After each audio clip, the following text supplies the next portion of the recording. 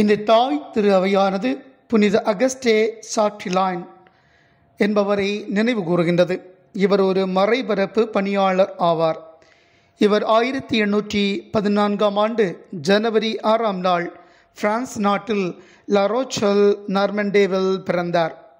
தன்னுடைய 20வது வயதிற்குள் குருமடத்தில் இணைந்தார். 1843 அவர் குருவானார். 1852 சீனாவிற்கு சென்றார். அப்போது அங்கே தைப்பிங் கிளர்ச்சியானது கிறிஸ்தவர்களை வதைத்தது. 1854 குய்சோ மாகாணத்தில் குயான்சிங்கிற்கு சென்றார்.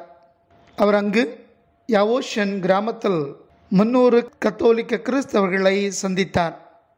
டிசம்பர் 8 அவருடைய முதல் திருப்பலியை அங்கு நிறைவேற்றி இறை பணியை தொடங்கினார். 10 நாட்களில் அவர் சிறையில் அடைக்கப்பட்டார். மீண்டும் வந்து தன் இறை பணியை தொடங்கினார். 1856 பிப்ரவரி 25 மீண்டும் கைது செய்யப்பட்டார். கிளர்ச்சியை தூண்டியதாக குற்றம் சாட்டப்பட்டு சித்திரவதை செய்தனர். அவரை கன்னத்தில் 100 முறை தோல் துண்டால் அடித்தார்கள். பற்கள் பறந்தன. அவருடைய முகமானது சிதைக்கப்பட்டது.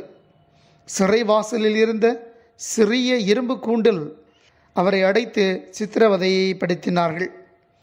அவர் அந்த சிறிய கூண்டில் நின்றிருந்த போது பலகைகள் ஒவ்வொன்றையும் அவர்கள் அகற்றினார்கள். அவருடைய கழுத்தில் இருந்த கயிறு அவரை அழுத்தத்திற்குள்ளாக்கி மூச்சு திணறலை ஏற்படுத்தி அவர் இறந்தார். அதன் பிறகு கழுத்தை வெட்டினார்கள். வெட்டி அவருடைய தலைமுடியிலிருந்து மரத்தில் கட்டி தொங்கவிட்டார்கள். அதை நோக்கி கல்லால் எறிந்தார்கள். இவ்வாறு சித்திரவதை அனுபவித்து 1856 பிப்ரவரி 29 இயேசுக்காக தன்னை அர்ப்பணித்தார்.